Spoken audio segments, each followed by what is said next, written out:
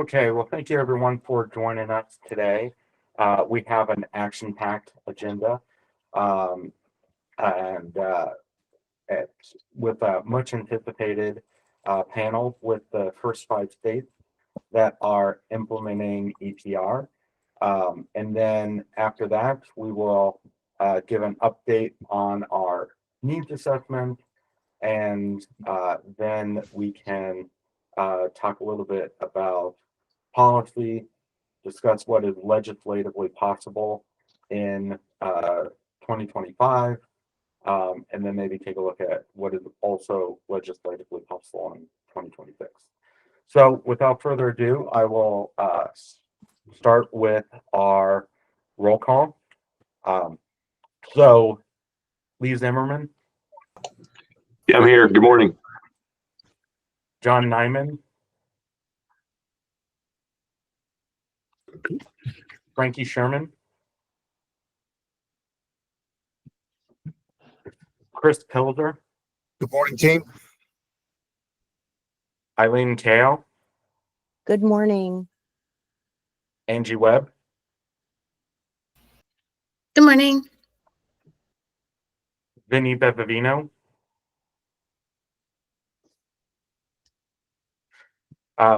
Michael Okorafor does have a slight conflict, but should be joining us later. Ellen Valentino. Here, thank you. Mario Miner. Scott DeFife. Dan Felton has moved on to the Flexible Packaging Institute, I believe. We are working on finding a replacement for him. Abigail Stein. Here. Delphine Dehan Koser.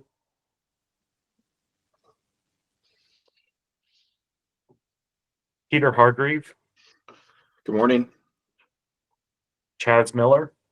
Here. Kelly Dorden.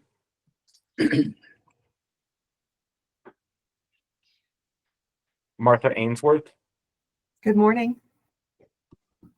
Crystal Faison. Miguel Lambert. Hey, Brad, before you continue, I see Kelly Dorden is on, but she was muted, so I don't know if you heard her. Oh, I see. Okay, I do see that. Thank you. And then Gucharan Singh.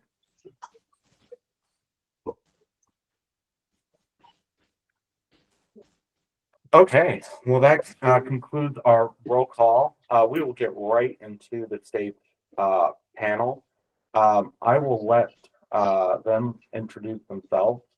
And we probably start off with Jessica Nadeau.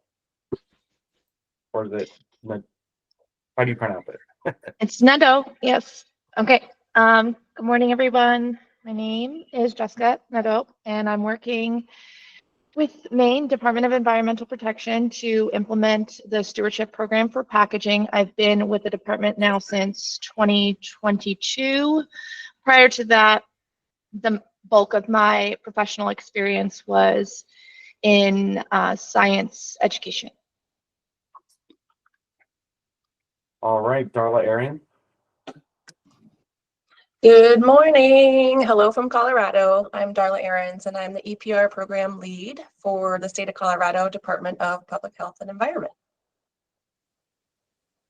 Yeah, Timothy Burroughs. Hi, good morning. Good to be with you. My name's Timothy. I am the chair of the SB54 advisory board in the state of California. So we're the equivalent of the my sense is we're the equivalent of the advisory board that you all are on, and I'm the chair of the advisory board here in California. I do not work for the state of California. I was appointed to the board. I work for a county level waste management authority, the Alameda County Waste Management Authority in the Bay Area near San Francisco, and serve on the advisory board since for about the past year, and looking forward to providing some perspective. Thanks for having me. All right, Arianne Sperry.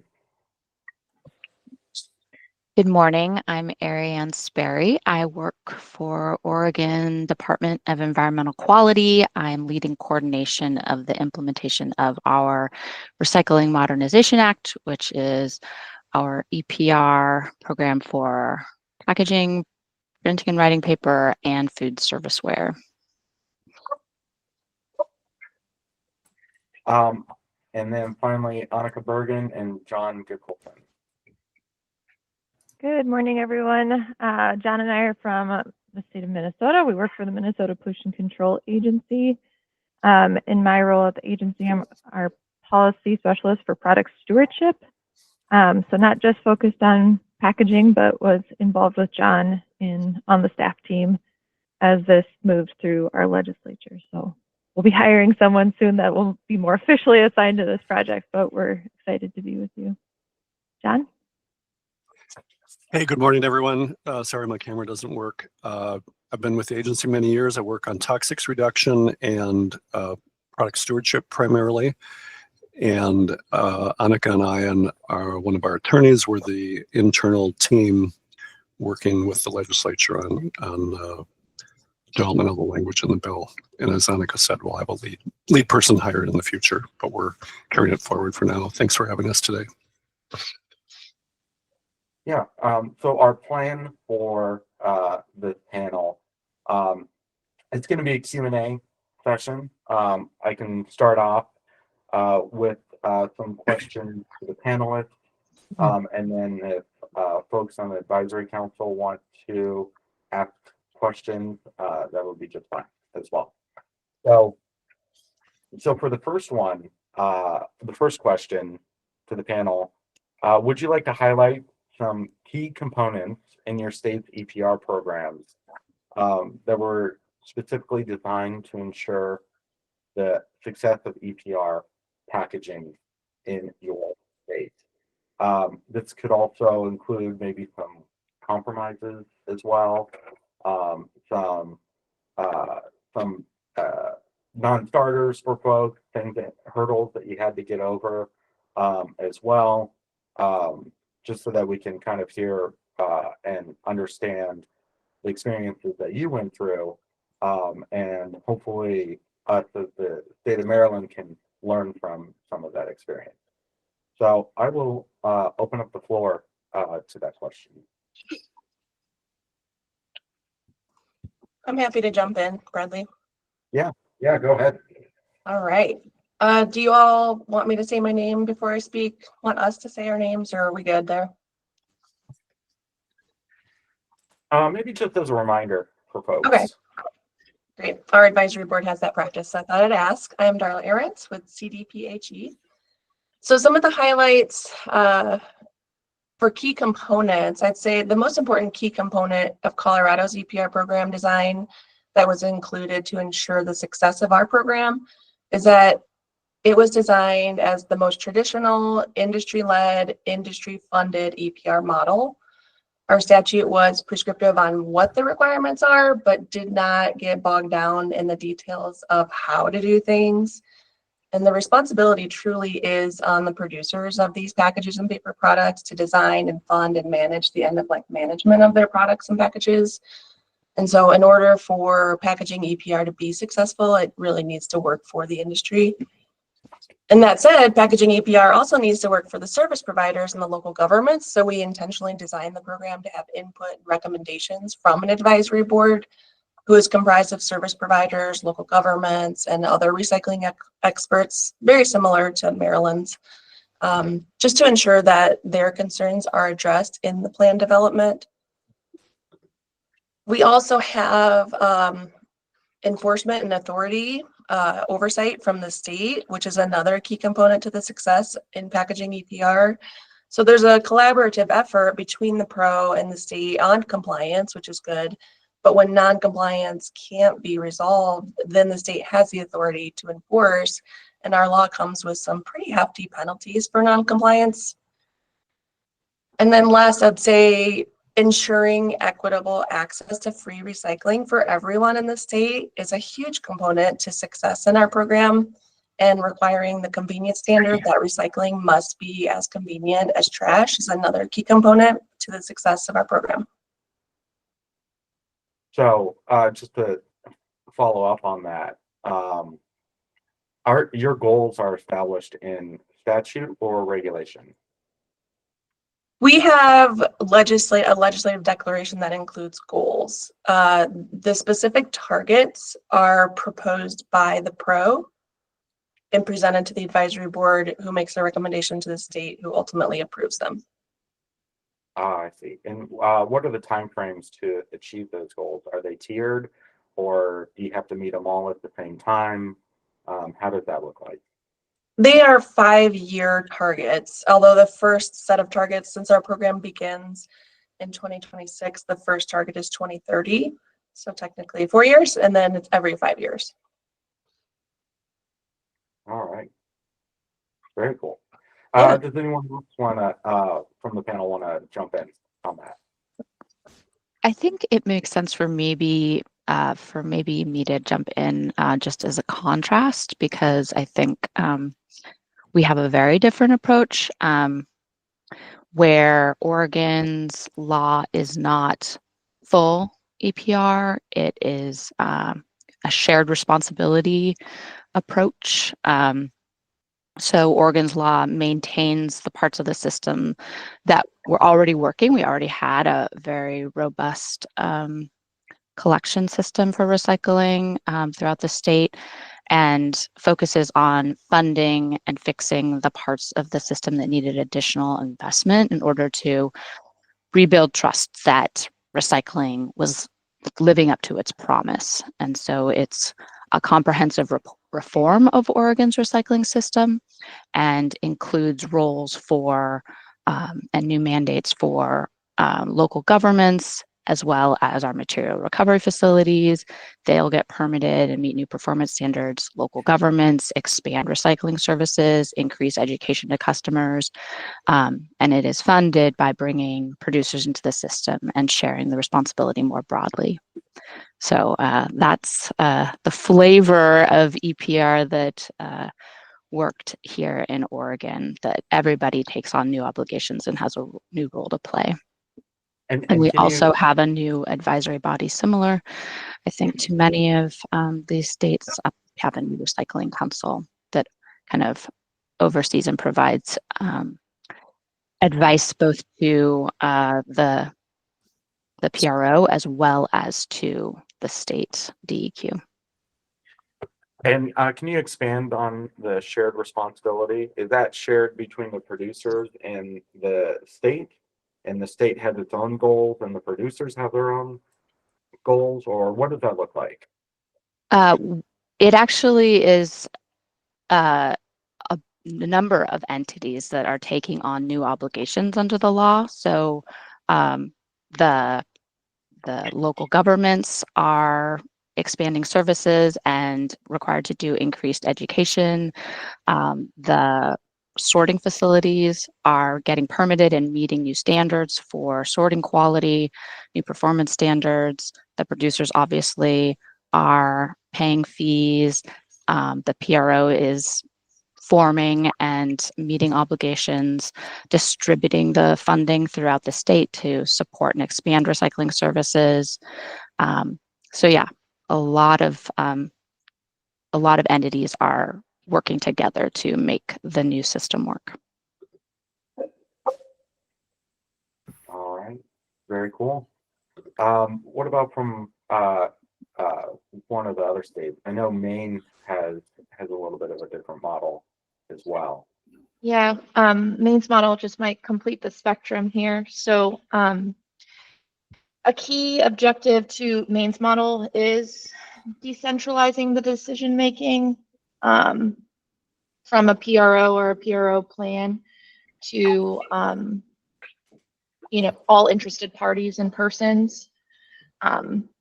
So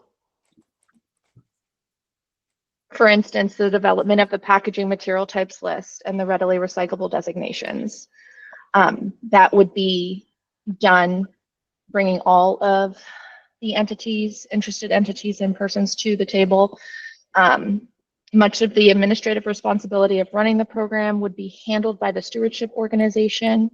but the department would have the final decision-making authority over investments and manage annual processes designed to continually assess the statute and rule and be responsible for compliance and enforcement. I think, well, the key objective of decentralizing the decision-making was to ensure incentives for improved packaging material produced by producers and efficient and effective management of that packaging material by municipalities. The structure is anticipated to facilitate the collection of transparent waste management data that will serve to inform future decision-making related to the production of packaging material and the management of that packaging material. Now, my understanding with Maine, you mentioned the stewardship organization. That is separate from the producer responsibility organization, correct? It's a different entity, yes, but Maine's program just has a stewardship organization. There's no producer responsibility organization in Maine's program. Oh, I see. Okay. So the SO, that's what we use for short, is just an administrative body. So they're carrying out, they're enacting the rules put forth by the department. They're not creating there is a, we have proposed a plan, but it will be at minimum relative to PRO plans in other states.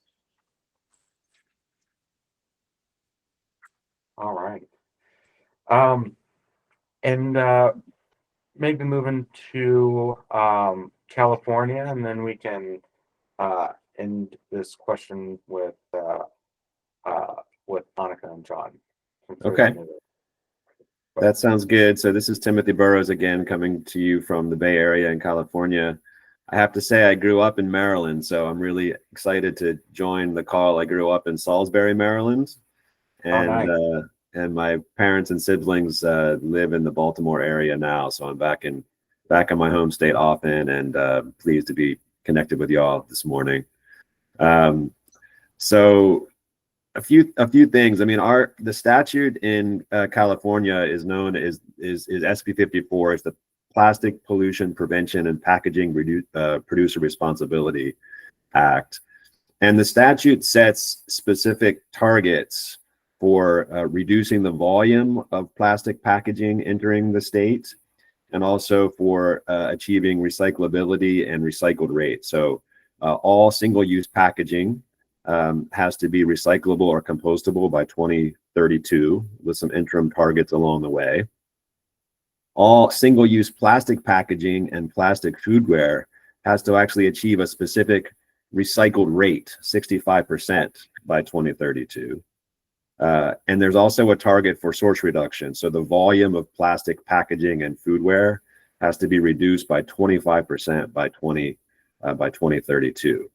And then the law establishes a producer responsibility organization that is responsible for funding all of the implementation that will happen to achieve those targets. The producer responsibility organization has to adopt a plan, has to develop a plan, a PRO plan by 2026 that lays out all of the ways in which those targets will be achieved, where investments will be made throughout the system to achieve those targets. And the state agency, which is called CalRecycle, is in charge of developing a needs assessment, an assessment of where all of the investments would need to happen that would then inform the development of that PRO plan. And so right now we're in the phase of all that needs assessment is being set in motion. The PRO is sort of nervously awaiting the needs assessment because they have tight timelines for developing the PRO plan, which has to be informed by that needs assessment. So there's a lot that's in motion right now in California on this law. A few things that I would refer to as key components. One is that SB222 builds on the foundation of the state's existing solid waste management system. It talks a lot about how local jurisdictions in California are the backbone of the solid waste management system, really are the leads, are responsible for a lot of the collection throughout the state of California. Now that we partner at the local government level with haulers and service providers to collect and sort those materials and get them to end markets. And so what the PRO has to do is really build on that existing system in order to figure out how to get as many of those materials that are covered under the law through the system and to responsible end markets and to actually get recycled or composted. So they're looking for opportunities to make that investment throughout the state, throughout the system. And those investments have to be paid for by the producers themselves. Another key element is that source reduction goal that I mentioned. So I think in California and throughout the country, over time, the volume and the complexity of the packaging that we all deal with has just grown over time, right?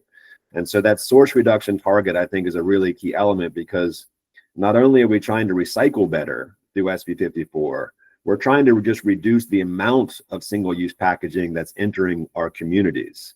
And when you can reduce that amount upstream, you're taking some pressure off of the downstream system. And so there's a statute required target, that 25% reduction target. So the volume of plastic packaging in particular and plastic foodware has to be reduced by that amount. The last thing I'll mention, I could talk about this forever, but the last thing I'll mention that I think might be unique to SB54 is that it creates a $5 billion mitigation fund. And this is separate from the funding that is designed to fund the program. So the mitigation fund is specifically designed to clean up existing plastic pollution throughout the state. And so producers will pay $5 million over 10 years, $5 million a year over 10 years, a $5 billion fund. And that funding will be distributed through the appropriations process at the state to local governments, nonprofits, disadvantaged communities, all focused on cleaning up pollution, existing plastic pollution throughout the state, and rivers and streams and communities. And that's separate from the funding that funds the implementation of the broader SB54 program. And so that's a unique element that I think a lot of people in the state are really proud of, and something that other states may consider moving forward. Oh, interesting. So are you planning on getting a Mr. Trash Wheel for California? Something like that, yeah. Okay, I'll send you a link on Mr. Trash Wheel. Sounds good. Definitely a very Maryland specific thing. Oh, I've got to know more about that. Yeah, please do. All right. Okay. Annika and John. Sure, thanks very much. And following up with Tim, I think the Minnesota law is probably most like California's. And we were looking for how to build on what is already a very successful recycling system. We're one of the top states that does not have a container deposit or deposit return system. We will probably never get that, even though it failed by just one vote in the Senate 50 years ago. So we were looking at how do we build on the system we have and make sure that we are doing everything we can to reduce the environmental impact of packaging and covered materials. So we will have goals for waste reduction, reuse, refill, recycling, and organics composting.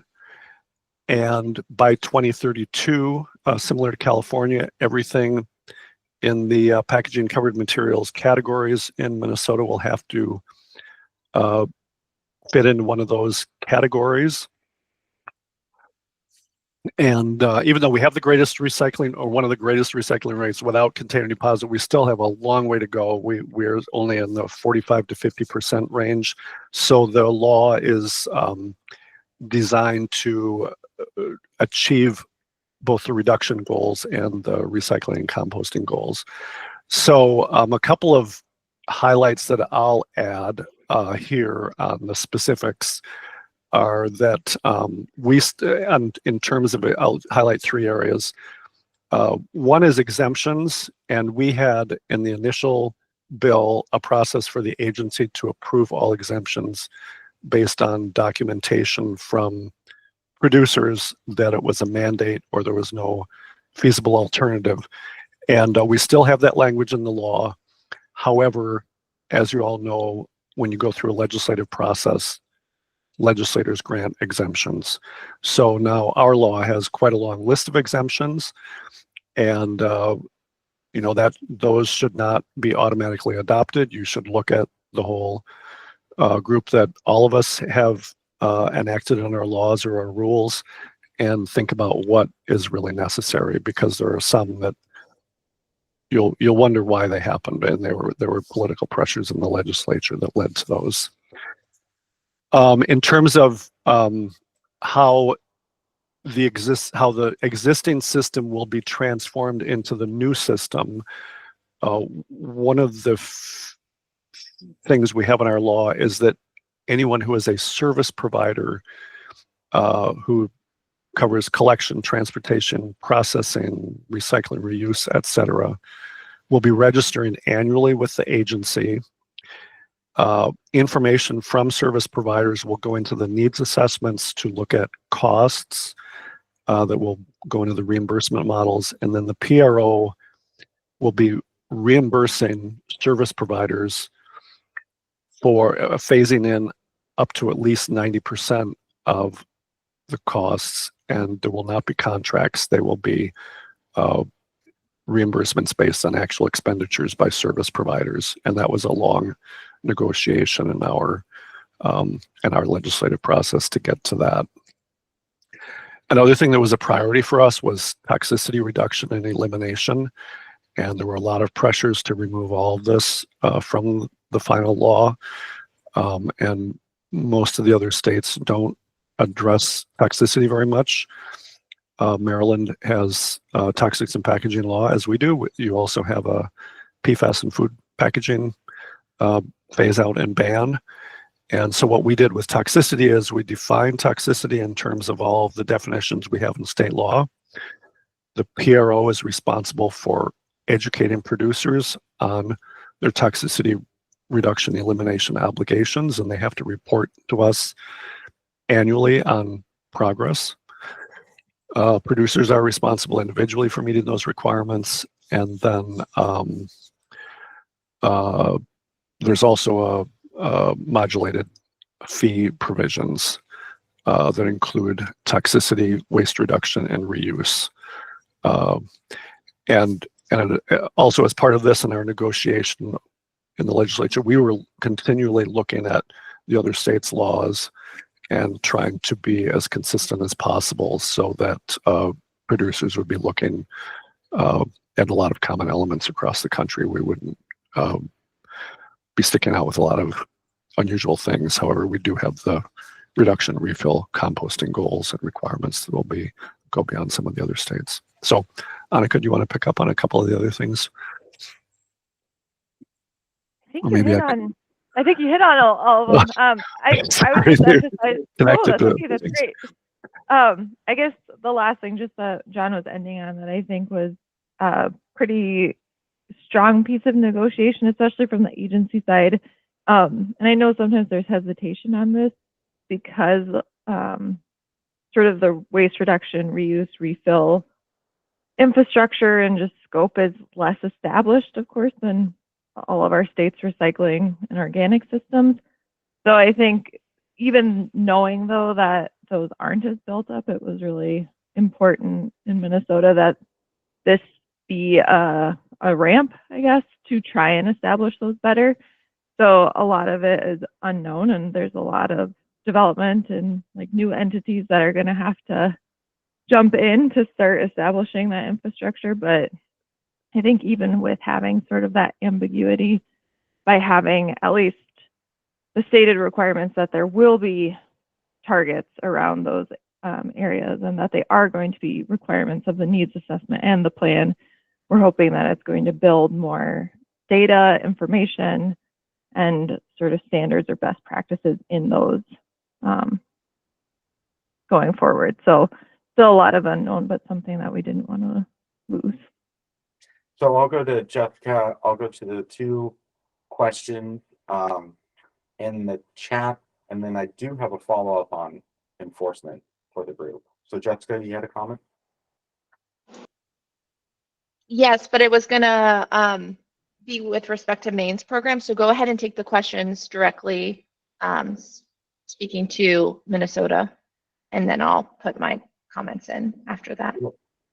So the first question is actually to Maine. Who is on the Maine Stewardship Organization and how are they appointed? Oh, I see. They're questions to everybody. Okay. No, the stewardship organization is going to be an entity that is contracted with the department. We'll be putting out an RFP, request for proposals, next year for that entity. So that entity, there's no limitations in terms of the composition of that organization. I see. Okay, cool. And then the next question, this one is for California. Fund to pay for plastic pollution, is that funded by all producers or just plastics producers? All packaging producers will be, there's a fee structure that the PRO has to establish. And so any producers of any of the covered materials under the law are responsible for paying fees into the program. And the material that's covered under the law is any single-use packaging, inclusive of plastic packaging and plastic single-use foodware, but also cardboard, paper packaging, other forms of packaging beyond plastic. The level of fees that each producer will pay is dependent on the volume and the complexity of the materials that they are selling and distributing into the market. So not every producer pays the same level of fee, but every producer of a covered material is responsible for paying fees into the program. I see. Okay. So Darla, Arianne? Go ahead. Sorry. I just, when I spoke last time, did not expand upon the full breadth of the question that you asked about Oregon's program, and I just wanted to add a few things, if that's okay. Sure. Yeah, go ahead. Okay. Yeah, so I talked about the shared responsibility model, just to contrast with Colorado, which has maybe a more traditional EPR approach. But just in the spirit of your question, which is, what do you think is important in your law to bring success? I just wanted to add in that responsible end markets is one of the most important pieces of the Oregon law. The RMA adds a joint responsibility for the recycling processors as well as the PRO to make sure that our recycling goes to end markets that are transparent, compliant, environmentally sound, and achieve good yields.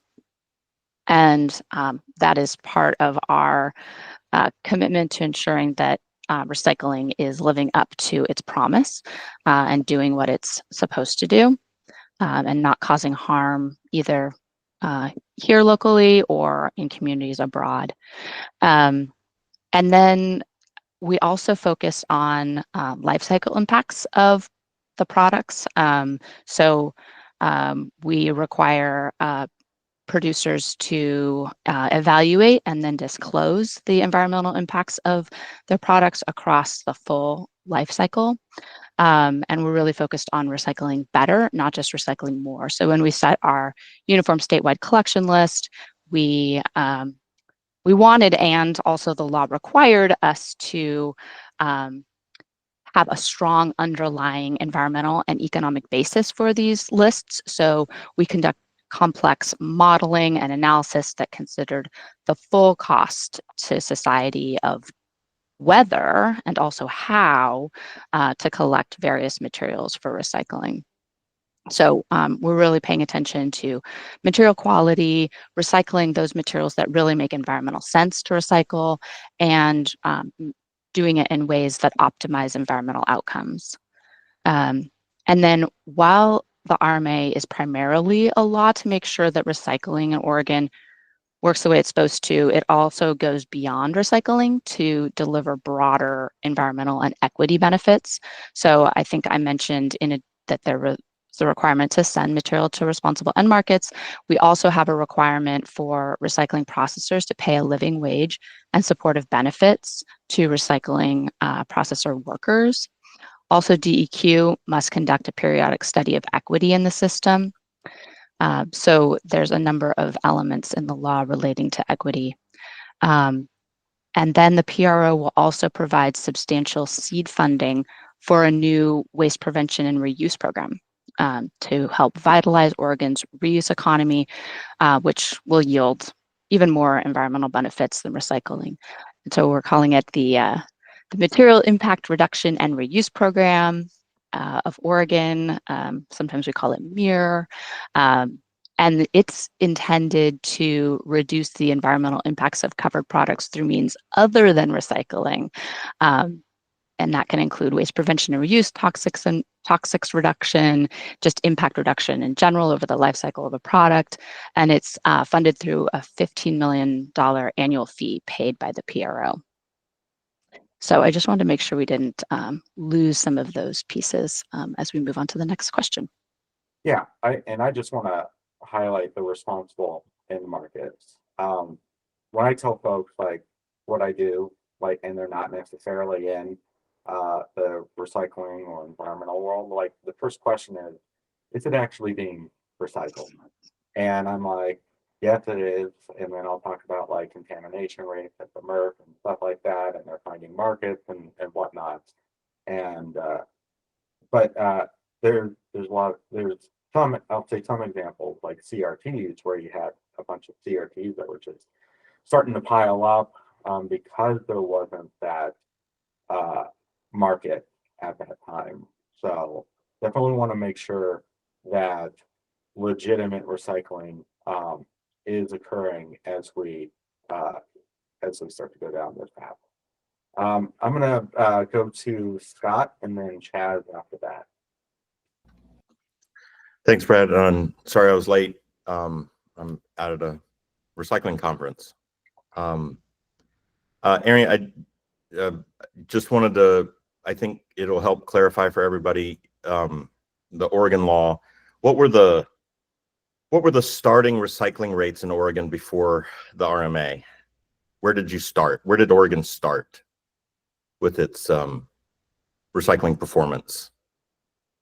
Because not every state, every other state has a different starting point, right? So if recycling rates in Oregon were 40, 50, 60% for many materials, the RMA is additive to that. Whereas in other states that recycling rates are 10, 20%, they've got a lot more, they've got a lot further to go than where Oregon started is essentially the question. Right. And then the second point of clarification is you mentioned LCAs. You're not asking every producer to do an LCA. The top 20 producers have to do LCAs, right? That's right. That's right. It's the top producers. Thank you for clarifying my glossing over. And then producers, if they want bonuses in their fees, they can also opt for doing cycle assessments. I don't have the exact number of our recycling rate in Oregon. It is, I would say, on the higher end of what you said. I know it's a huge difference depending on where in the state you are looking at. And our metropolitan areas are more in the range of 40%, 50%. And then I think other parts of the state are lower. So I don't know what the actual statewide number is standing at right now. No, I appreciate it. The point really was not every state is starting off at the place that Oregon started. And so Yes. that's important for system design in states that are starting off at 25 or 35% or lower. Yeah. Okay. Very good point.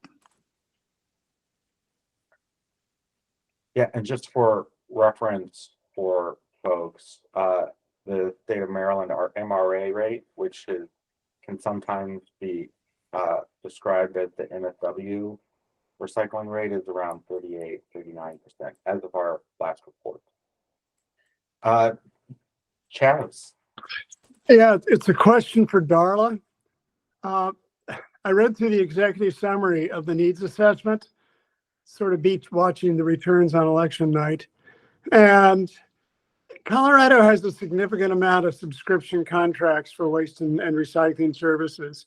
Maryland has a very large amount of the same thing where individual households pay directly to the collector for both the collection of garbage and the collection of the recyclables.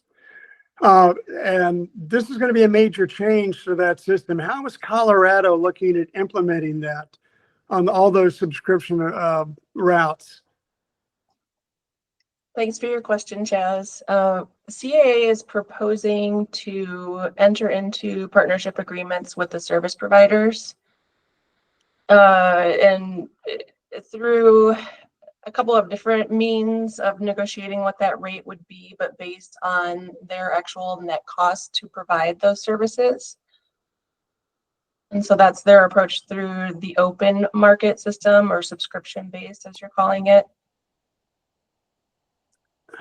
Can I sort of follow up on that a little bit? Yep. So they would separate between the recycling, which would go through the PRO, and the waste, which would stay contractual between the resident and the individual haulers? I think that's a good question for Pete. He raised his hand.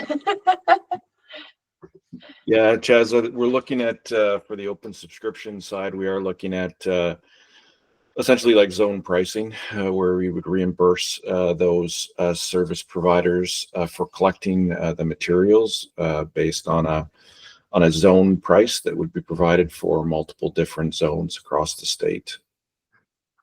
But it would separate out then for all those customers who collects their garbage and who collects their recyclables, correct? So in many of those areas, those residents would be receiving potentially recycling and waste from the same service provider.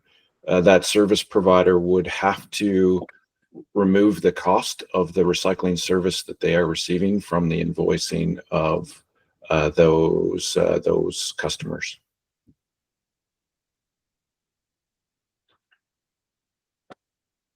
All Thanks. right. It'll be interesting to see how that plays out. It could be extremely disruptive. So that's a conversation for another day. Thank you. Yeah, I did have a follow-up on enforcement. Darla did talk a little bit about enforcement. Just wanted to get a better understanding of how the different states are looking at that. Do you have penalty authority if the producers aren't meeting their goals? Can you require them to update their plan? They're not meeting their goals. Are there increased fees to help kind of finance more funding towards those goals? What are some of the things that the different states are looking at in terms of enforcement, and especially if producers aren't meeting the goals that are in the plan? This is Timothy in California. That in California, that the state agency overseeing implementation of the law has authority to enforce fines of up to $50,000 per day on producers that are not for not meeting their targets or for not providing data into the system. The state agency can also enforce against local governments. The one requirement in SB 54 for local governments is that a local governments update their the lists of the materials that they accept in their solid waste management system to reflect the acceptability list, the covered material lists that's been established by the state for SB 54. So the list of recyclables and that need to be collected, that are required to be collected under the law. Jurisdictions have to update their list of what's collected jurisdiction by jurisdiction to reflect that that list. And if they do not do that by a certain time period, they're actually subject to enforcement as well. But the main entity that is responsible for implementing the law are the producers themselves and the Producer Responsibility Organization. They're subject to $50,000 a day fines. The actual PRO plan, this would be the nuclear option, but the PRO plan that the PRO has developed has to be approved by the state of California, and could also be revoked in the event that the producer was not the Producer Responsibility Organization was not effectively implementing the plan that was approved by the state. So we're in the midst of the regulatory process right now, the rulemaking process, where some of that is still being defined, but there's definitely significant enforcement authority that the state holds over the producers. And very similar in Colorado too, we have the ability to administer administrative penalties. It's a tiered system. So first violation, second violation, third violation, it goes 5,000, 10,000, 20,000 per day for the penalty. If we can administer those penalties against the producer responsibility organization, any additional pro, or any person operating under any other plan that the department has approved. And we also have a backstop with the pro where if they're not meeting their goals, that we have the ability to then appoint an additional pro to come in and administer an additional plan.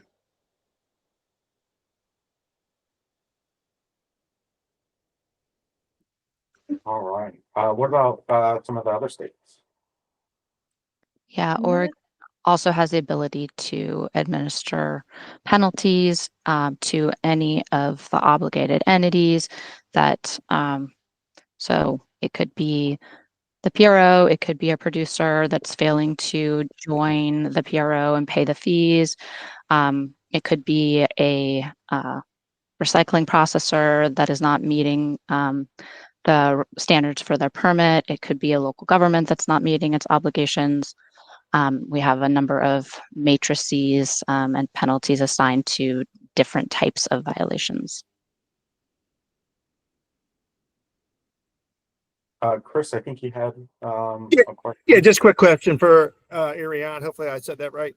Is there any ever issues in collecting those penalties?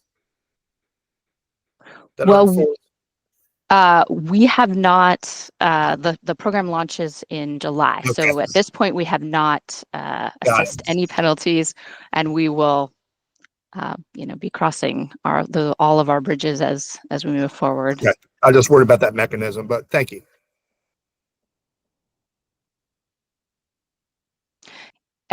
We are working closely with the PRO to, I think, we're anticipating the PRO will be the first one to reach out to producers and say, hey, did you know that you're required to participate in this program? And so it would only be after the PRO had done a lot of due diligence with a producer that they would bring that to the state.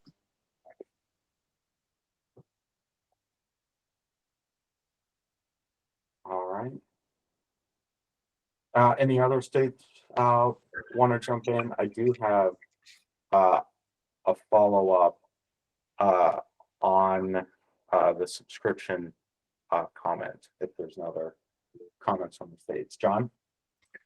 Yeah, I can address the enforcement issue a little bit from Minnesota's perspective. So there were a lot of pressures in the legislature to have very high penalties in this law, but we basically are built on our existing enforcement statutes so that anyone who violates or fails to perform their mandated duties starts out with a $25,000 per day fine, potentially, and then if they violate again within 5 years, it goes up to 50, and a third violation in 5 years goes up to $100,000 per day. And we can also revoke the registration of a producer responsibility organization or service provider, and then producers, of course, are also included in that.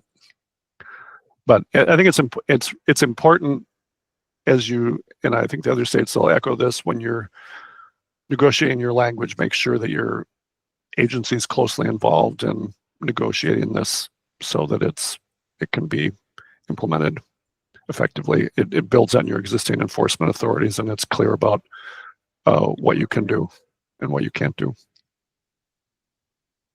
And then we also have a section for unmet targets too, for like the statewide requirements and then performance targets outlined in the plan, where as a part of annual reporting process, if those targets aren't being met, then there's a process for within 90 days that there would be communication between the agency and the PRO on what circumstances may have contributed to that failure, and then either propose an amendment to the plan if it's something that can't be resolved.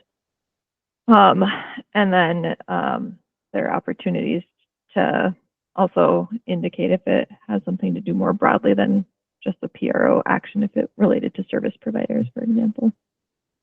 Yeah, thanks. I just wanted to follow up on Chaz's comment about the subscription model. Is that for commercial, multifamily?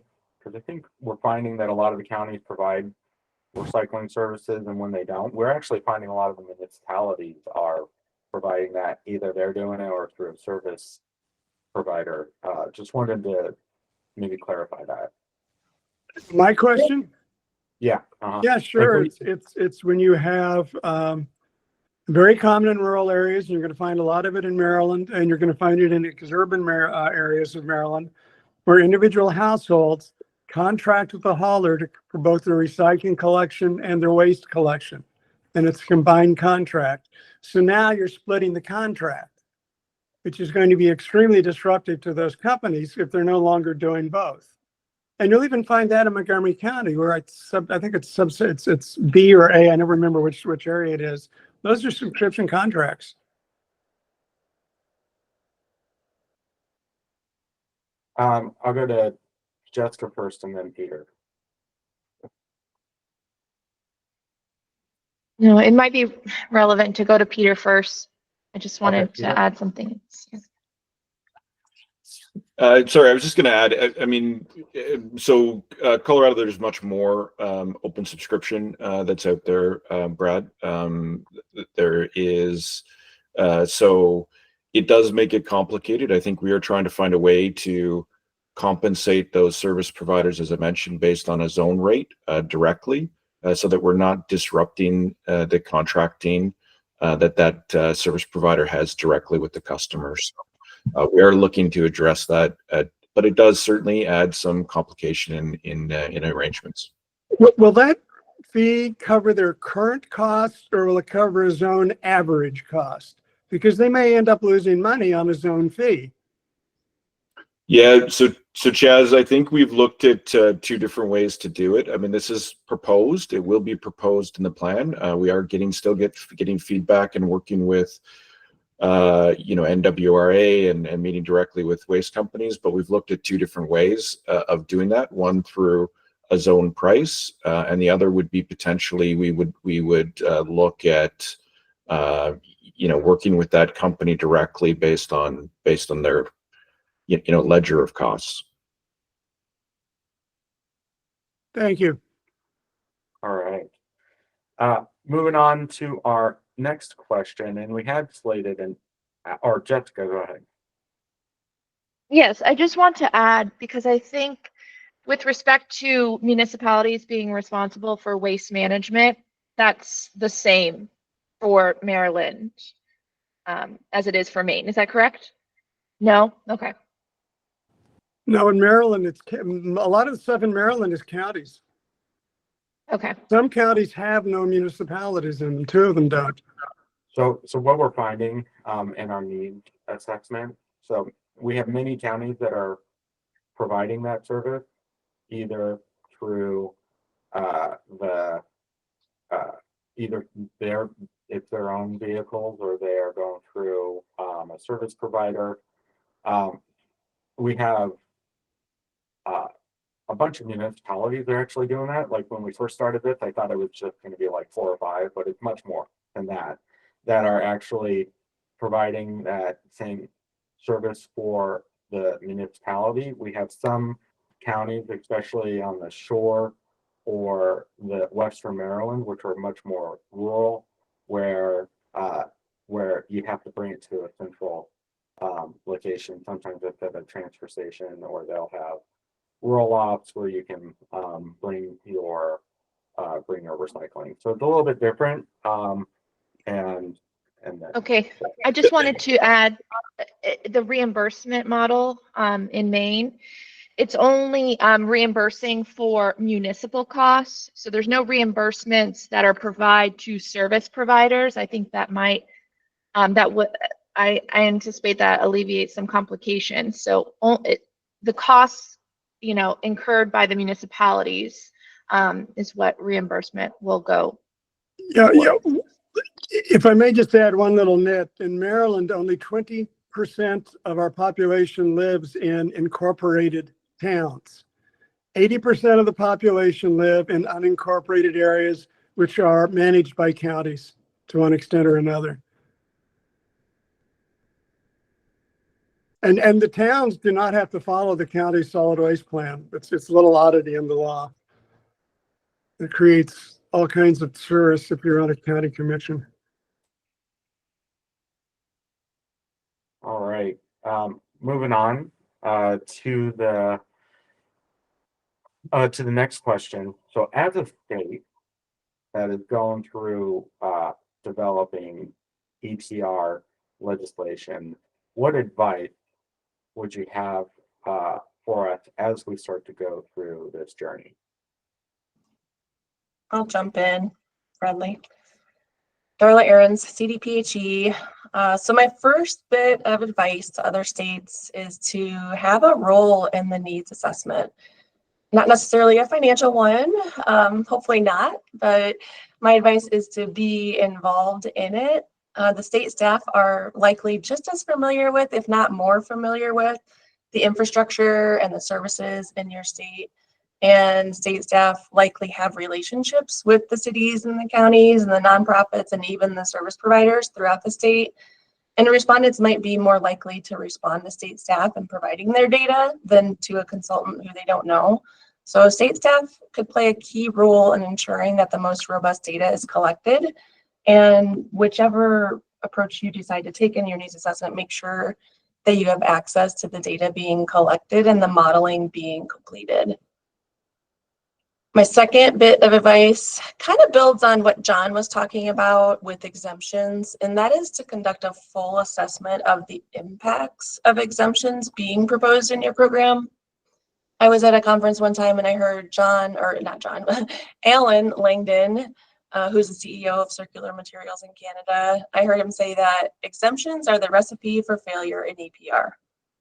So it essentially creates free riders in the system for the rest of the participating producers to bear the burden of, because your overall system costs are not going to change when you allow exemptions.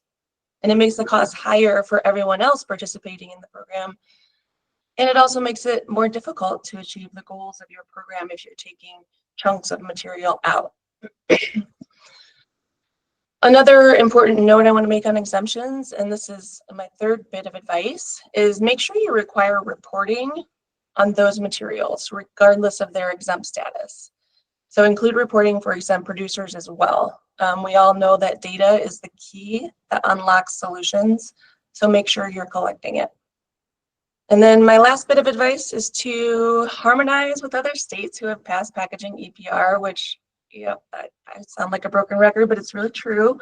And specifically on key definitions, covered materials, reporting categories, eco-modulation, and responsible end markets. So I've been out talking to a lot of different people throughout the packaging supply chain these last couple of years, and that is one thing I consistently hear, is that they want harmonization among states. It's a big challenge for them. It's a big change, but it ultimately leads to an overall systems change that I think a lot of us have all been wanting. And so I think whatever we can do to help them in making that change by providing consistency among states would be well received. And that's something that we're definitely looking at in the state of Maryland. If there's 50 different rule books out there, that just increases the complexity to comply. So that's definitely something that we are cognizant of, and actually one of the reasons why we wanted to have this panel, so that we could kind of talk to that. So all very good. All very good advice. All right, I'll move to the other state. This is Timothy in California. I really appreciate Darla's suggestions there. I won't repeat them, but definitely want to lift those up and align with a few things that I was going to say. So I appreciate that, Darla. A few other things I would mention is the advisory board in California, I think, is playing an important role at creating more opportunities for engagement in a process that, it's a state law, that's fairly detailed and complex. Sometimes it's hard for folks to figure out how to engage in the process of contributing to the regulatory process, or understanding the needs assessment, or being able to provide input on the PRO plan. These are all pretty, heady issues. And it's nice to have an advisory board that operates in a little bit of an more informal way. It's, we meet monthly. We get hundreds of people each month that come and participate in the process. It's a multidisciplinary advisory board that includes packaging producers, environmental organizations, environmental justice, local government. So I would just say the advisory board is a really important role for kind of democratizing the implementation process for the state law, and so don't take that for granted. I think that's a really important role that the advisory board can play in each of the states. I feel like in California, our timelines are a bit constrained. The needs assessment is designed to inform development of the PRO plan. The PRO plan is due to the advisory board in April of 2026.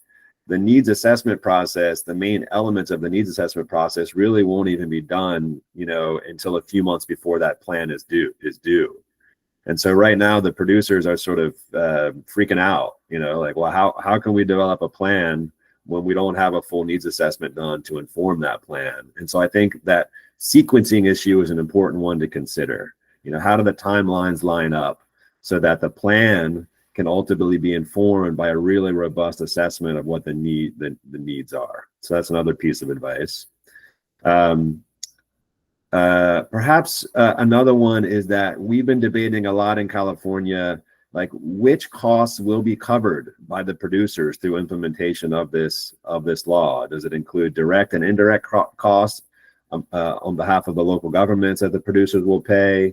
Is there a date after which those costs will be covered and before which costs would not be covered in terms of investment in the solid waste management system?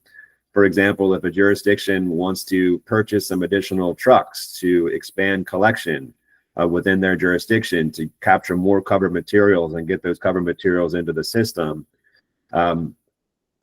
what portion of that cost of that truck would be covered?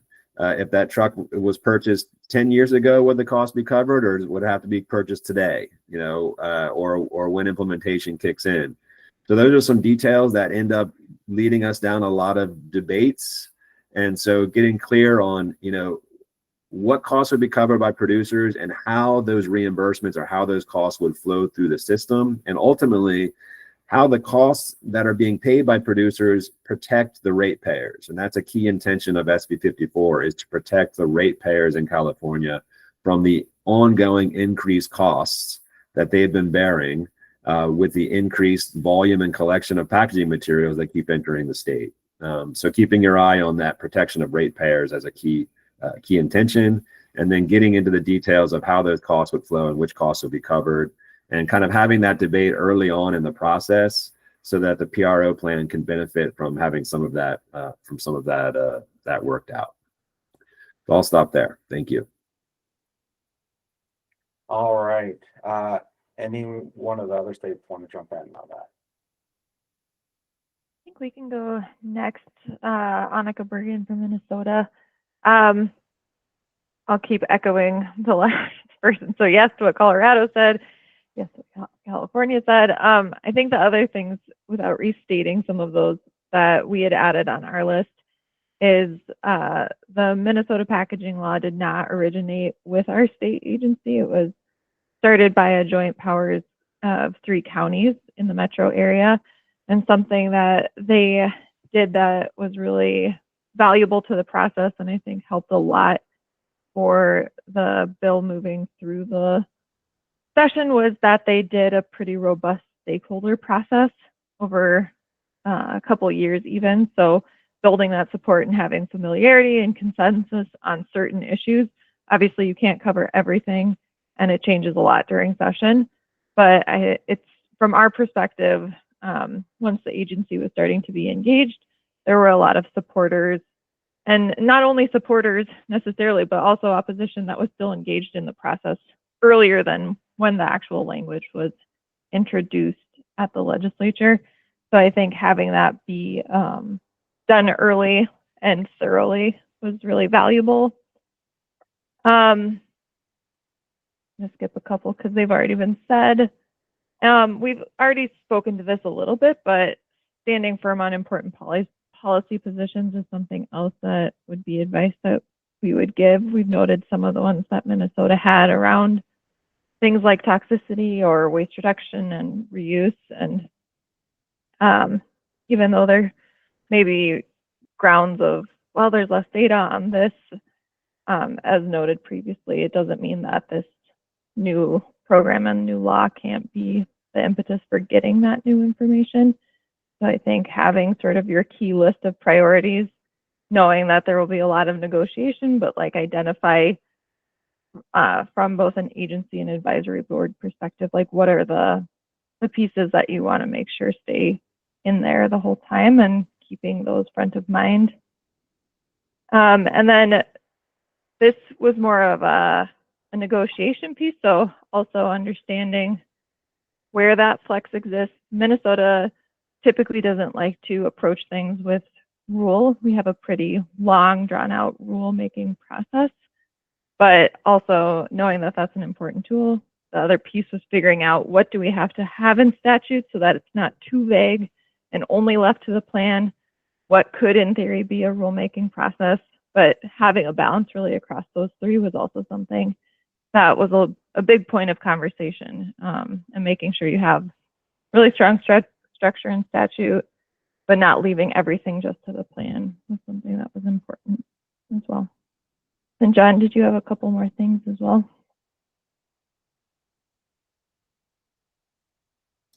I think all of you have covered pretty much the important things. We're not as far along in implementation as some of the other states, and we're definitely finding that we have to really, as soon as the law was passed, we were getting questions from every direction, and we got to put together those resources to answer those questions, and get people to relax a little bit, because we're not going to see a plan until 2028. We're not going to have full effect of the law till 2032. We've got some time to work things out. And then another piece of it is, as Tim mentioned, is having enough lead time for all the different pieces that you have to put together, getting the needs assessment RFPs assembled, out to bid, timing for those needs assessments to be completed, and then feed it into the plan.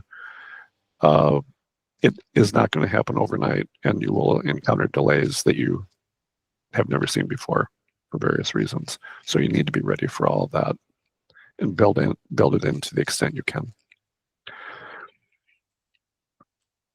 I'll leave it at that. All right. Thanks. I think I'll turn it over to Jessica. Do you have anything? Okay. Yeah, I'll just wrap it up here. From Maine's perspective, lessons learned, they piggyback on all the other lessons shared. The statute established a lot of definition, which allowed us to focus on how to make a successful program, as opposed to whether or not it should be done. We've developed, we're proposing program rules that provide a lot of data and transparency with respect to that data to inform future waste management decisions, which we think is important. Right, improving the recyclability of packaging material is one of the major goals, and it can't be effectively accomplished if the incentives are not consistent across jurisdictions. So, right, it's important to harmonize where possible, particularly with universal measurements such as recycling rates. With respect to exemptions in Maine's program, the statute left the department to conduct a review of packaging material associated with federally regulated products, to which we have done. and that will be publicized in the upcoming months. And then after that review, we'll determine whether or not there's any packaging material that should be excluded from the definition of packaging material.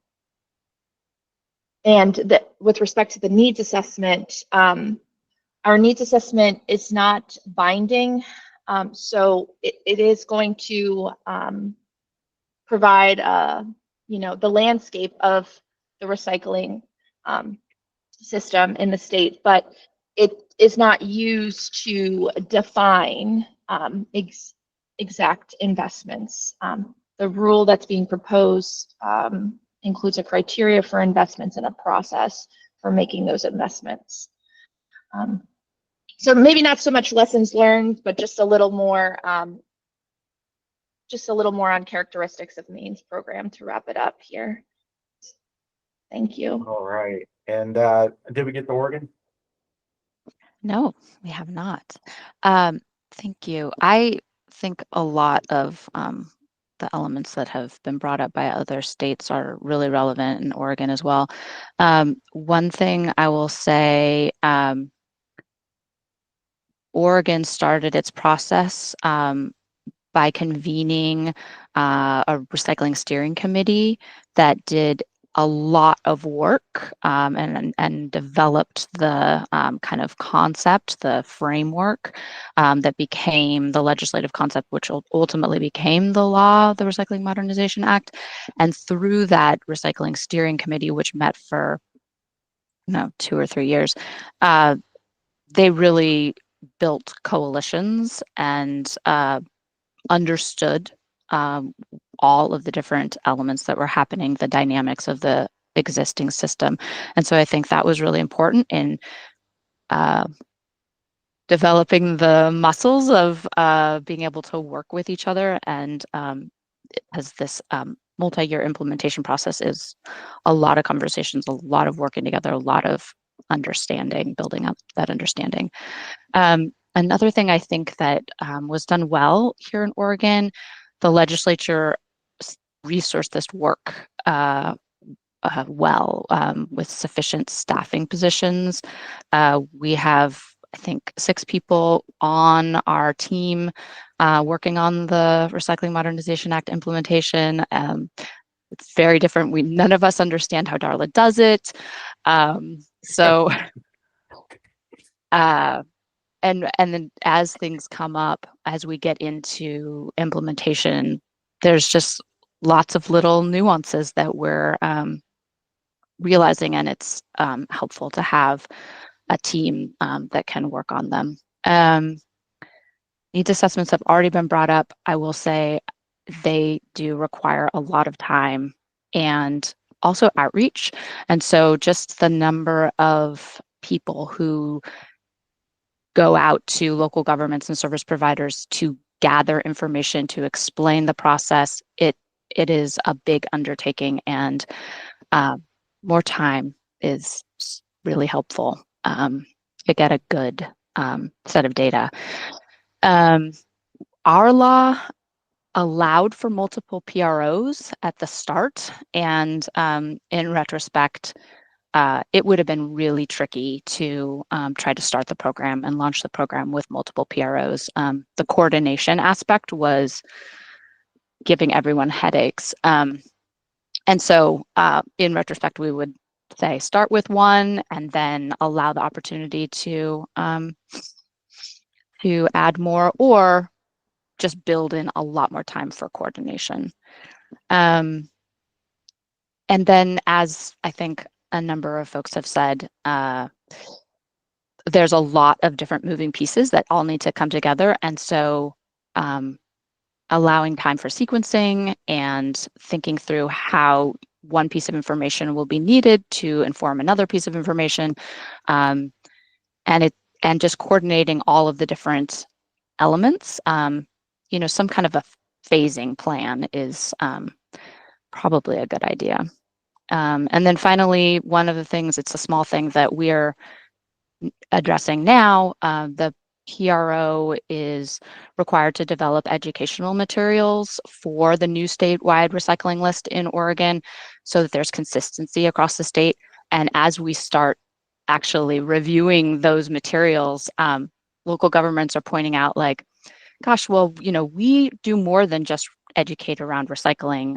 We are providing education to customers on other discards, garbage and organics and bulky waste. And there's other product stewardship materials. And we're educating about waste prevention and reuse. And so how do the new educational materials for recycling fit in with the broader work that local governments are responsible for? And just in general, like an acknowledgement that recycling fits into a broader existing waste management system. And I think there's obviously understanding, as this conversation has shown already today, that it's hard to separate it out from the existing system. So just another reminder of that. Yeah. Oh, go ahead, John, and then I'll wrap this up. Yeah, thanks. I just wanted to mention one other thing, John, from Minnesota. We haven't talked about this very much. In Minnesota, the agency is charged with developing the list of covered materials that are going to be collected at curbside.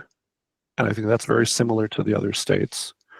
And then there's an alternative collection list that is not as well defined, but it's materials that won't be collected curbside, but be collected through alternate methods provided by the PRO in cooperation with local governments and other entities. And this, negotiating that language and process in our law was somewhat challenging. And the overall goal is, as a couple of folks have mentioned, is that we have statewide convenient access for every citizen and other covered entities like schools and so forth in our law, so that we don't have all these programs just concentrated in metropolitan areas. Everybody statewide has the opportunity to participate.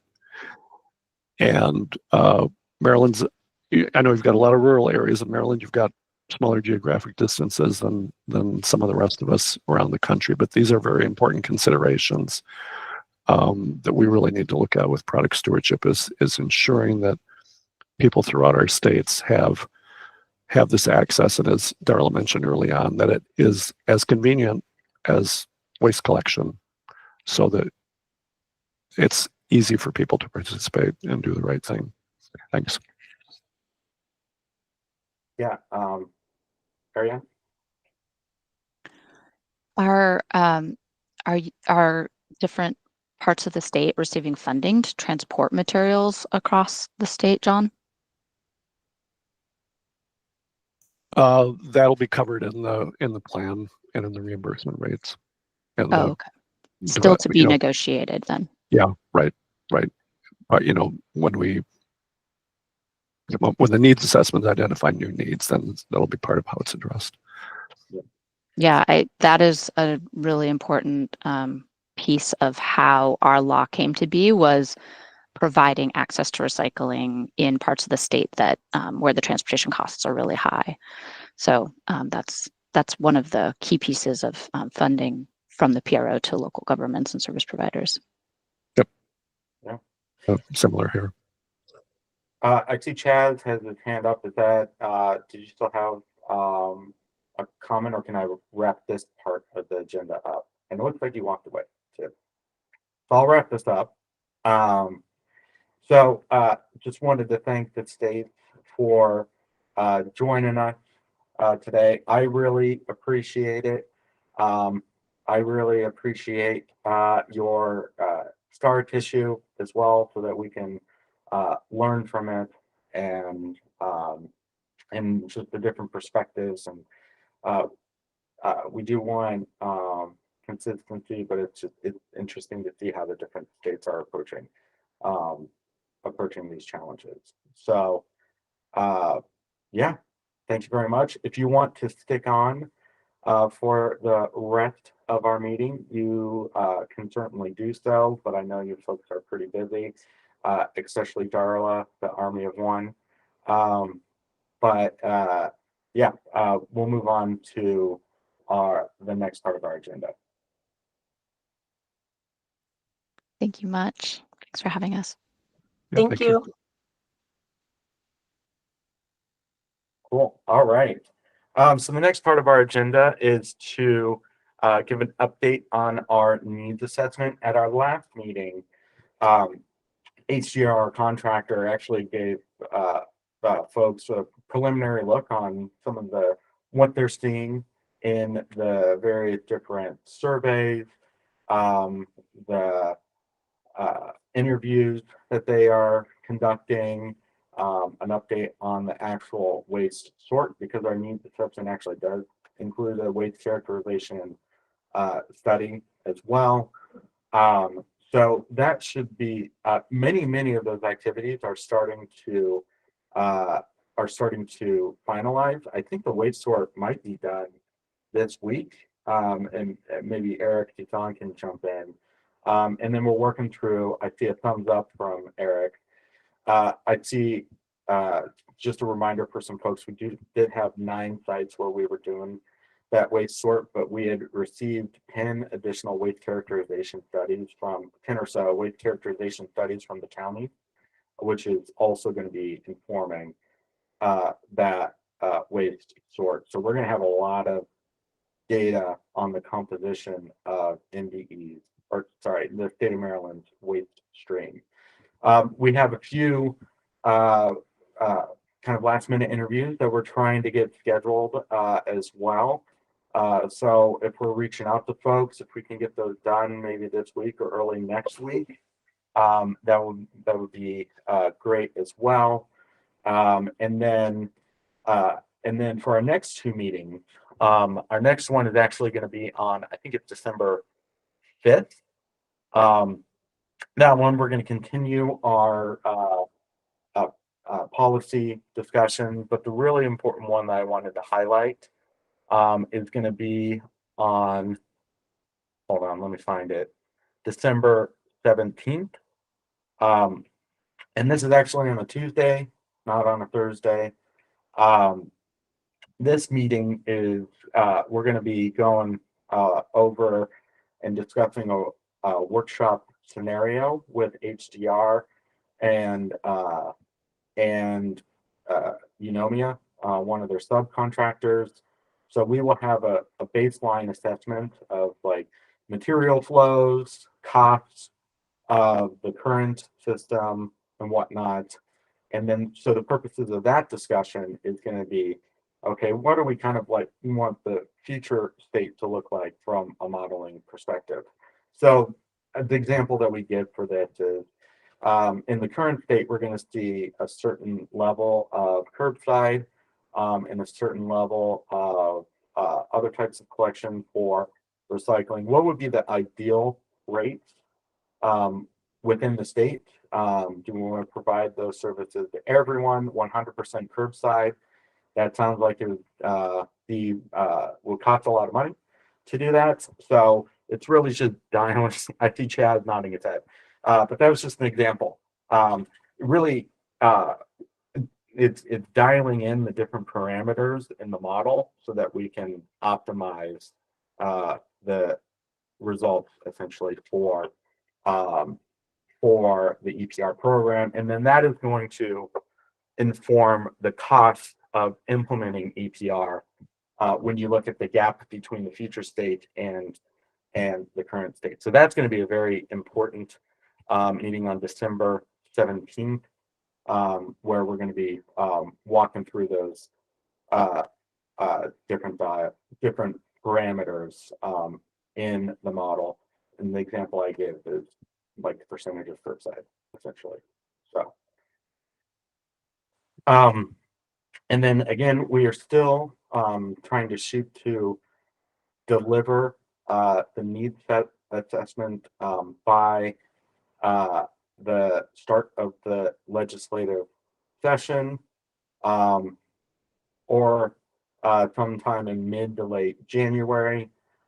We on the Gantt chart that Eric provided in his update last time, that's consistent with that Gantt chart, which I believe you should be able to find that on our website as well.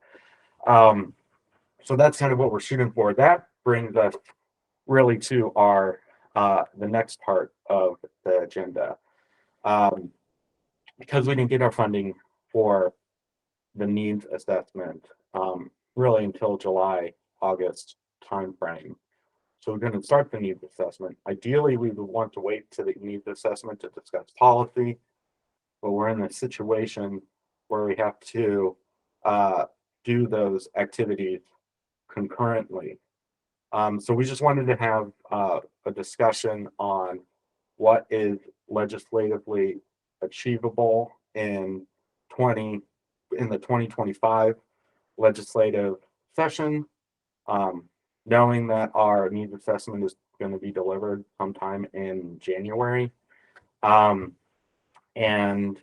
I wanted to kick it over to our co-chairs, either Angie or Michael, to maybe kick us off on this discussion. Good morning, guys. I'll kick it off. So, based on a lot of discussions we've all had as, committee members, we want to do this right. We want to make the right recommendations. And in order to do that, we all kind of feel with MDE that, we do need that needs assessment completed. We need to have that data in order to make the right recommendations for legislation. So therefore, as Bradley mentioned, kind of once we receive the needs assessment and kind of go over that data, that's when, we can really dive in, really make the right recommendations. And also with the third reader, kind of figure out where the non-starters are, and build off of that. What's actually achievable, what goals will actually pass. And that's our goal here, making smart goals, good goals, and achievable goals. So that's kind of where we're headed on that. And with that being said, there is one recommendation we can make, and it's, recommending how to reimburse MDE for the cost of the needs assessment. So that's one recommendation that we can put forth for legislation in our minds. And we kind of recommend maybe the PRO reimbursing MDE for those costs. So I'll kick it over to Michael in case he has anything else he wants to say. Angie, you said it all between you and Brad. I think that's the direction of travel for all of us. Thanks. And that just a comment in the original language in the Senate Bill 222 was reimbursing the producers would essentially reimburse the state for the cost of the needs assessment. So that certainly not a new concept, and the other states as well are going to be reimbursed for that also. But right now that mechanism doesn't exist legislatively. Ellen, looks like you had your hand up. Yeah, just a couple of comments on, what's doable.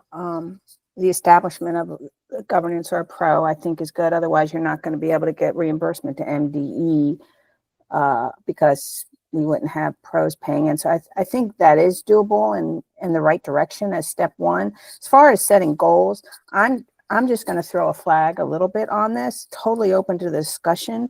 MDE is the state is currently in a little bit of a twine, not trying to think about goals they set that can't be met around energy, right?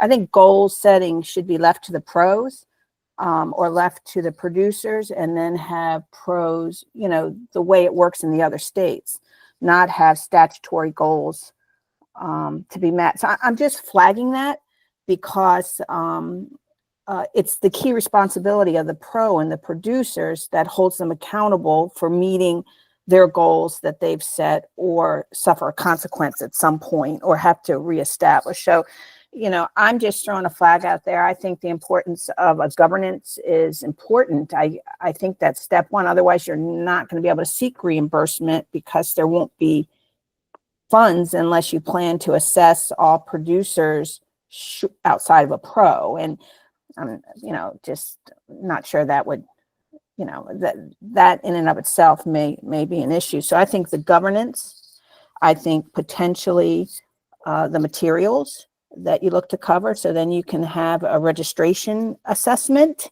for reimbursement to the state, but setting goals without the operational pro, I think maybe, again, have history repeat itself. It would be unusual. That's the responsibility of the pro, not the legislature. So I guess I'm throwing those out. I'm along the same lines. We might have to phase up here. But the governance, you're not going to be able to get reimbursed without a governance. And then go from there. So just some thoughts on the just initial. Thank you. Yeah, and the third reader that we distributed to folks, it works very similar to how you're describing, Ellen, where the goals would be put in the plan that would be submitted by the pro, but the advisory council would have the ability to essentially comment on the plan and the goals, and then the agency would have the final approval, which is very similar to what some of the other states are doing as well in terms of approval. Chris. Hey, just want to comment, Brad, Mike, and Angie. There really needs to be some give and take. In my opinion, the pro cannot independently set the goals. They need the help of the recycling industry in the state. So just a comment I wanted to throw out there. Yeah, and I think that's why it's important that the committee has a hand in that, not essentially setting the goals themselves, but working together as, a unit in order to do that. Yep, agreed. Thank you, Angie. So Chris and Ellen, I think you make very good points. I mean, this is why we're having this, so that we can collate these ideas. I think directionally, I think we're saying essentially the same thing if you look at what Bradley also highlighted. But these are helpful inputs, so we'll be taking note on these. Yeah, definitely. Thanks. Peter, I think you had a comment question.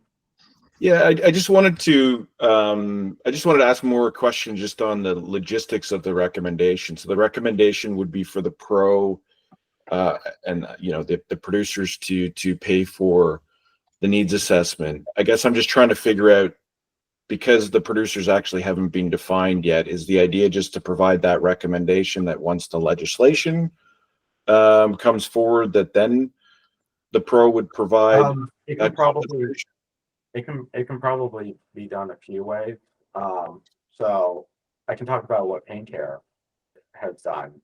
So the industry has provided a loan to the nonprofit for like startup costs, and then that would essentially get paid back with the fees. So the fees haven't been set yet, but in reality, the pro has, or I should say, Pain Care has expenses like today that need to be covered. So that's kind of how they're handling it with that particular EPR model. And then we'll be finishing up the needs assessments. We're shooting for January right now, so we should have we should know like what the final cost of that is going to be. So just for budgeting purposes for the pro, if that is CA, it's just something we need to know as to when are we actually budgeting potentially for additional costs into Maryland. How much would those costs look like? And obviously we're well into our budgets are already developed to a large degree for next year, but so this would just something we would need to know about. Yeah, and typically in the state of Maryland, the laws don't become effective until either July 1st or October 1st. And if there was a reimbursement, you could set that date in law as well. So it would still have to pass. And there would be some flexibility. Understand that your budget's already set forth right now. Scott? Thanks, Bradley. I think I'm trying to understand what we're trying to solve for here, but the state, and then Peter raised a good question, but the state's already picked the pro. CAA is here, right? But we don't have a EPR law yet. And there won't be a pro to have if the law doesn't pass. But right now we're just trying to solve for the cost of the needs assessment. So, which is going to necessitate another piece of legislation to pass independent of the whole EPR plan. Correct. And then we also wanted to have a discussion on what is legislatively possible in 2025. Sure. Ellen had thrown out governance, maybe what the materials list is. And so those might be some possibilities to discuss as well.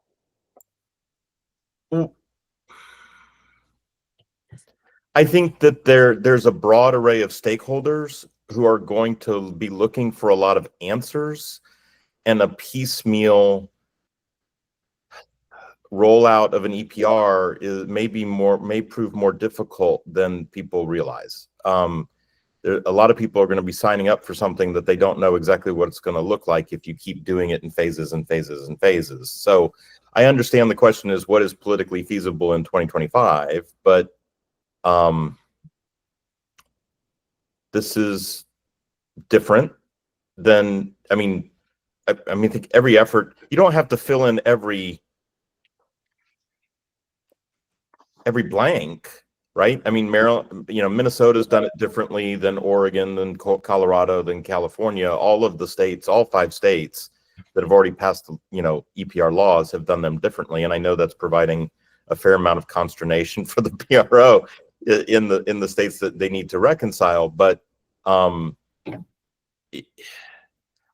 don't know. I think if the legislature wants to legislate, they should do their best to complete as much of the framework of the program as possible. And I think that's what we're trying at, like what's achievable by 2025, or do we want to maybe delay a year to 2026? And just to point out, the first version of Senate Bill 222 and the other version had the needs assessment was initially going to be due April 1st, 2025. And the legislation was going to be coming in 2026. So that was the initial plan anyway. Then it went to committee, shaved off a year from that schedule, lost our funding. So just really want to maybe bring that to this advisory council. Chad, you had a Just a thought, legislation is already being drafted by Leg Council in the House and the Senate. It's November 14th. I think considering the budget deficit, the base that the state is grappling with, they have some enormous priorities on their plate for a 90-day session. And,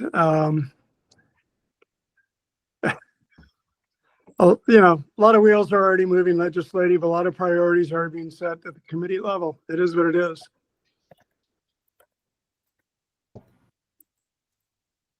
So, Bradley, so let me chime in here. I just want to make sure that we are approaching this in a methodical manner. I think last time we talked about having an overarching framework. And to Scott's point, I mean, we don't have to perfect everything, but we have a framework where we can fill in the gap as we go. That is very important. And I think, if I recall last call, Ellen Valentine also aligned on this idea of creating an overarching framework. we can't just keep kicking the can down the road without having some framework that could be legislatively possible. But in that framework, we can also insert things like how does the state get reimbursed? And, make sure we have the PRO. As I said, having the PRO is important because the PRO will work with the manufacturers. By the way, their opinion is also important. And that's what I'm hoping is that if we do it right, we'll get the PRO to really come up with some ideas that working with the manufacturers so that this is something that can endure, because you can't approach things without getting the manufacturers aligned as well. But not having a framework to me is chaos. So that's something we need to think about as we go forward. We need to make progress, and that progress doesn't have to be almost exhaustive, is what I'm saying. We need to make sure that we're taking steps that will lead us in the right direction. The idea of having all these other states that have EPR sharing the idea so we can pick the best of them and synthesize it into a framework that will really endure. So I hope that what I'm trying to say is that let's approach it that way, because that will be really something for this advisory council to be proud of when we get it done. Yeah, and just to kind of harp on what or follow up on what Michael was talking about, I think what we were planning is there's a lot of really good work that has been done comparing the states, and really we just wanted to add a column for Maryland and then pick and choose what we want for those particular approaches. The question really is, do we need some more time to do that? And Martha, and then we'll go to Scott, who's on, I think this is his first meeting, but is on MDE senior leadership. So you asked, do we need more time? And the answer is yes. I mean, I totally agree with the need for a framework, but what does that involve? I mean, we talked about what are going to be the objectives of this program. Is this going to be narrowly framed on recycling, or are we going to include other objectives of the program? And then which elements would satisfy that? What are the key definitions we were talking about responsible markets here today. We don't have that in the bill. So, I mean, I think we have to start, even for a framework, coming up with some agreement and consensus on the objectives, the key definitions. We need to then build a consensus behind that.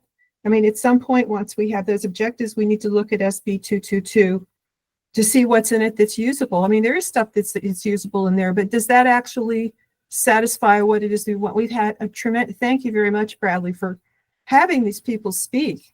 And also, I think Peter Blair's presentation was excellent as well, looking across it. But we need to set up a framework, and is that something that we can do in this short period of time? I mean, I think one of the things that struck me today was how much time it takes them to set up the program that they've decided to do. Why are we trying to rush a framework that's going to take 4 or 5 years to get in place, with the risk that just by rushing, we're missing out on some really important things?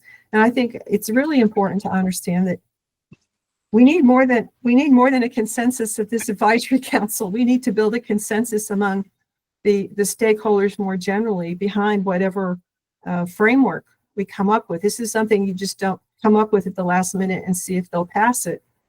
If you really want to be successful. I mean, they talked a lot about the work with municipalities and local governments, you know, not necessarily in an advisory council role. So I think that we do need, I'm concerned about that MDE should get reimbursed for that needs assessment, but I don't think that should drive us to kind of rush into a quick framework. And during session, when we're all stretched in different directions anyway, I do think we need more time and to do a really good job. Yeah, I'm gonna turn it over to Scott. Thanks, Bradley. Thanks, everyone. If I haven't met you yet, I'm Scott Goldman. I'm Chief of Staff here at MDE, and really appreciate getting to join this council, and I'll be in some of the future meetings, and appreciate this part of the discussion, because some, just sort of general insight in thinking about the legislatures, we're often under twin pressures in this situation, there is a lot of expectation. There has been, a lot of hope on having significant substantive legislation on this matter. At the same time, though, in this and in other categories of our work, we're often told by the legislature, don't rush things. Don't just get it out the door before you've done the assessment, before you've done the study. And it certainly makes sense for us in this situation to go into the session and say, look, this is incredibly complicated. There's a lot here. There's a lot of consensus to build still. We need time to think it through and give you a true productive, the best product, the best result here. Not just something we could get out on time. My ask, though, I guess, to this group, just to sort of close that out, is can I ask everyone to sort of help us in that when we present that? Because again, there is a demand on us, on MDE and possibly on this group, to produce something that does have the full comprehensive EPR answer right now. And so if we're not going to present that, that's fine. I think that's makes sense. But we'll need some sort of help socializing that. And, maybe there's still an opportunity that this council's product, the final report, the final thing we present, can have a lot of substantive information, can have recommendations, can have a framework for the framework if we're not totally there on every single part of it. And our needs assessment is actually going to have a state by state comparison as well. That was a part of one of the requirements in the law. So, and we'll be talking through some of those approaches as well. I mean, we just got a taste of it today, and we've had slides with some of that in previous presentations. Yeah, but we should have a pretty comprehensive comparison in the needs assessment. Who's next? Scott, I think. I can defer to Eileen since I've asked a question already, but I can go second. Yeah, thank you. I really just want to express, I feel like the needs assessment is really foundational to our work. I understand the pressures, the desires that some have for there to be activity or, an interim outcome or an outcome. I just feel like it would be premature. I think it would be rushed. I fear that we really,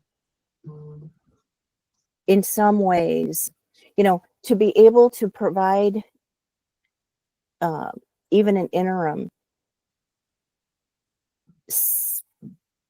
recommendation or anything, I feel as though we need to have the information that's going to come to us in a completed needs assessment, because otherwise I don't really know what meaningful outcome we could propose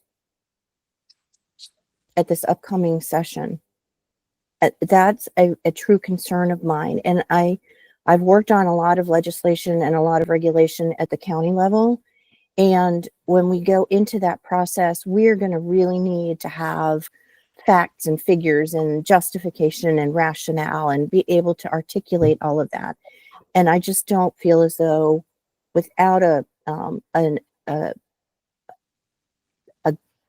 decent amount of time to go through a completed needs assessment, I don't know how we would end up coming forward with anything meaningful, or as meaningful as it will need to be, if that makes sense. So I just wanted to add that in. It is a real big concern of mine, because I feel as though we're doing a lot of good work, but if we just rush for the sake of, of getting something out there, I think we're going to shoot ourselves in the foot. And I'm concerned because I don't want this group to suffer a loss of integrity in that rush. Thank you. Okay. Bradley, can I go?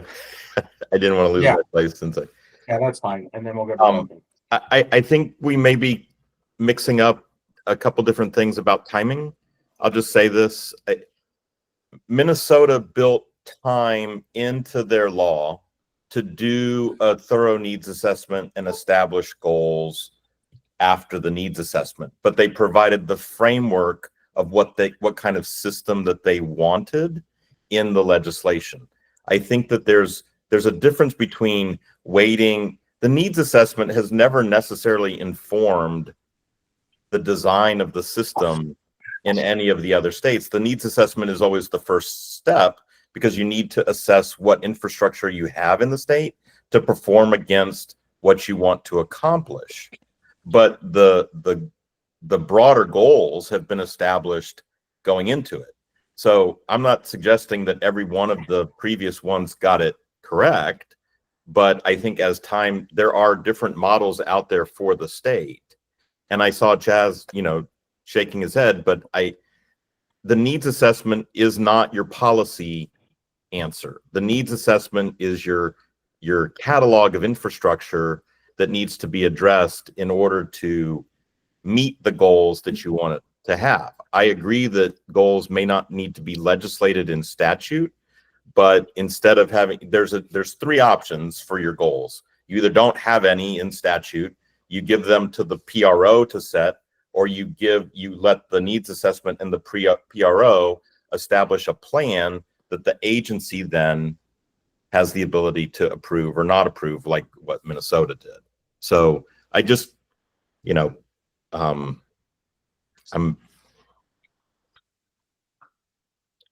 I think people are thinking that the needs assessment is going to give them more information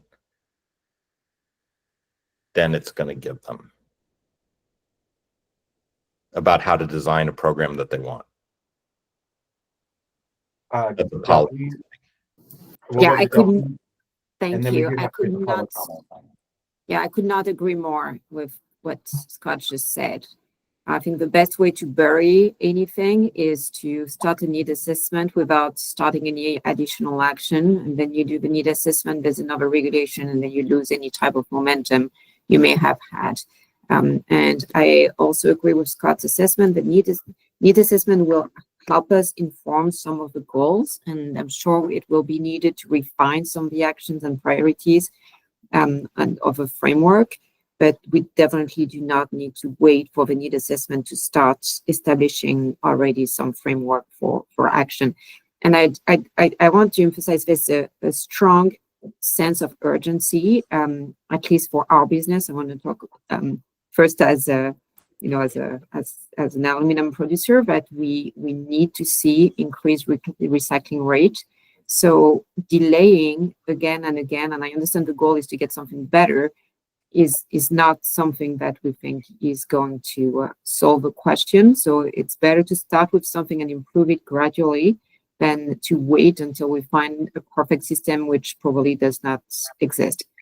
And I will say that at personal level, as a citizen, I also think that the sense of urgency exists as well. We'll go to Chaz, and then we do have to go open to the public. Yeah, the Maryland Recycling Network in our testimony at the Senate hearing, the first Senate hearing on 222, we said we preferred doing a needs assessment first and then passing legislation based on the results of that assessment. I think it's very simple. It's like the song from The Music Man. You got to know the territory. If you base your law on what the realities are in the state, instead of some theory, you will come up with a more effective law. And that is what Oregon essentially did with the process it went through before legislation was submitted. And frankly, that's why the Oregon law is most likely to succeed most successfully, because they went into writing that law knowing what they were basing it on. Thank you. All right. So thank you, everyone. This isn't our last conversation on this particular topic. At our next meeting, we can continue this policy approach, we can have a little bit more of a comprehensive look at what the other states are doing, and then how the third reader fits into that, and if we want to change that. Then again, on the 17th, we're going to be having our model discussion on what parameters do we want to adjust, knowing what our current state is, and we will have a current state assessment at that meeting. So with that being said, I will open it up to the public. If there's any comments from the public.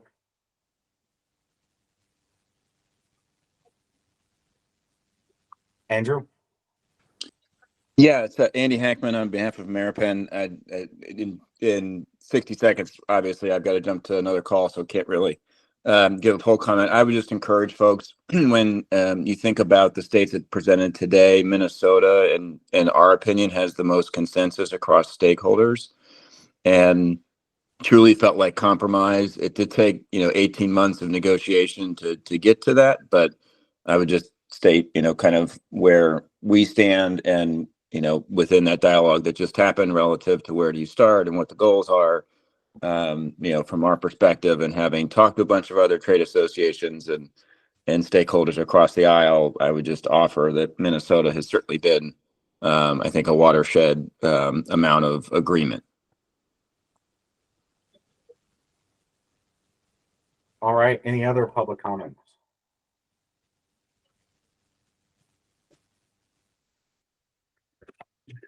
Well, thank you very much. We will adjourn this council. We'll be seeing you at our next meeting in early December, and then on the 17th. Excellent discussion.